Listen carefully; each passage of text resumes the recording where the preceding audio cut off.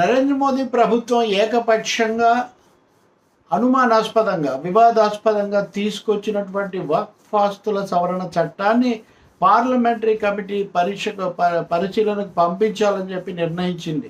ఇది ఒక విధంగా ప్రతిపక్షాల నుంచి అలాగే వివిధ మత సంస్థల నుంచి మీడియా నుంచి వచ్చినటువంటి విమర్శలకు జంకినటువంటి ఫలితమే అని మనం చెప్పక తప్పదు. భారతదేశంలో 25వ అధికరణం రాజ్యాంగంలో అది మత స్వాతంత్రం అన్ని మతాలకు సమానత్వం ఇస్తుంది. 14వ అధికరణం కూడా చట్టం ముందు అందరూ సమానులే అని చెప్తుంది. అటువంటి దేశంలో మైనార్టీలకు అంటే అల్పసంఖ్యాక మతాలకు ప్రత్యేకంగా రక్షణ కల్పించే 25, 26 అధికరణాలు కూడా ఉన్నాయి. ఇన్ని ఉండగా చాలా హడావుడిగా ఆదరాబాదరాగా అలాగే లోపాయికారిగా వక్ఫ్ ఆస్తుల చట్టాన్ని సవరించాలని చెప్పి నిర్ణయించడం 40కి పైగా సవరణలు ప్రతిపాదించారు. వాళ్ళే ఇవేవి బయటికి తీసుకొచ్చింది లేదు, చర్చకు పెట్టింది లేదు, అసలు ఇలాంటి ఆలోచన ఉందని చెప్పలేదు. వక్ఫ్ ఆస్తుల పరిరక్షణ అంటుంటారు. నిజమే, దేవాదాయ ధర్మాదాయ ఆస్తులు అది ఎవరిచ్చినా కానీ ఒక మత పరిరక్షణ కోసమో మత సంస్థల నిర్వహణ కోసమో ఇచ్చినది ఆ మతాలు అనుసరించే వాళ్లకు సంబంధించినవి, ఇతరులకు ఏం సంబంధం లేదు. అయితే ఇక్కడ అల్పసంఖ్యాక మతాలకు మైనార్టీలకు మన రాజ్యాంగం ప్రత్యేకమైన రక్షణ కల్పిస్తుంది. అన్ని దేశాల్లో కూడా ఇటువంటివి ఉన్నాయి. కాబట్టి ఇక్కడ ప్రభుత్వము 1995 వక్ఫ్ ఆస్తుల చట్టానికి తీసుకొచ్చిన సవరణలు రాజ్యాంగ స్ఫూర్తికి భిన్నమైనవి. ఇప్పటికే దేశంలో మతతత్వ రాజకీయాలు పెరిగిపోయి భిన్న మతాల మధ్య విభజనలు విద్వేషాలు పెరుగుతున్నటువంటి ఈ సమయంలో ఇలాంటి చట్టాన్ని తీసుకొని సవరణను చాప కింద నీరులాగా దీన్ని ఆమోదింప చేసుకోవటం అంటే రేపొద్దున దేశంలో వాతావరణం కూడా కలుషితం అవడానికి ఉద్రిక్తం అవడానికి అది దారితీస్తుంది.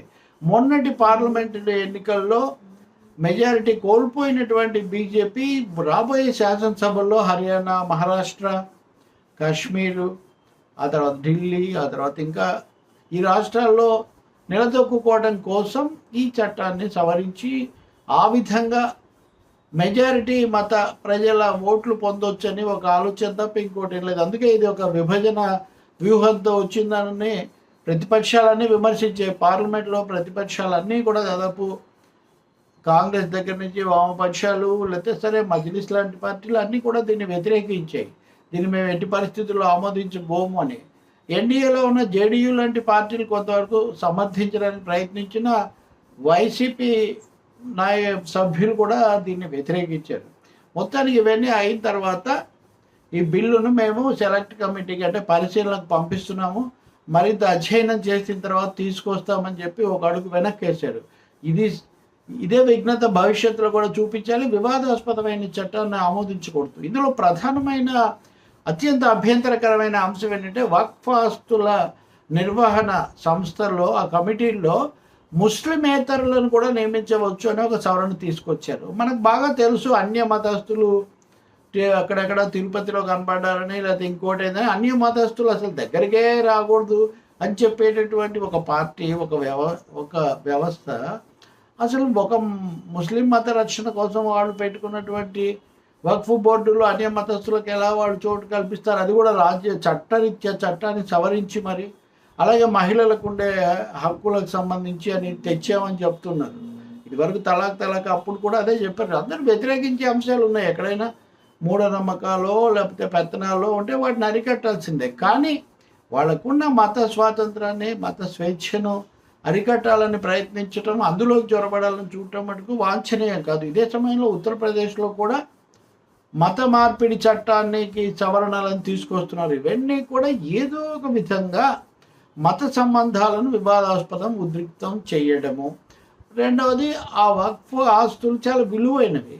ఉత్తరాది రాష్ట్రాల్లో అలాగే హైదరాబాద్ లాంటి చోట కూడా చాలా విలువైనవి. వాటిని రక్షించడానికి చట్టపరంగా ఏం చేయాలి, న్యాయస్థానాల సహాయం ఎలా, అక్కడ వాటి ముందు ఏం కోరాలి, ఇవన్నీ ప్రభుత్వం ఆలోచించవచ్చు. కానీ ఆ చట్టాన్ని ఇష్టానుసారం సవరించి మాకేదో ముప్పు వచ్చిందనే భావం వాళ్ళలో కలిగించడం ఈ దేశ సమైక్యతకు ఏమాత్రం శ్రేయస్కరం కాదది.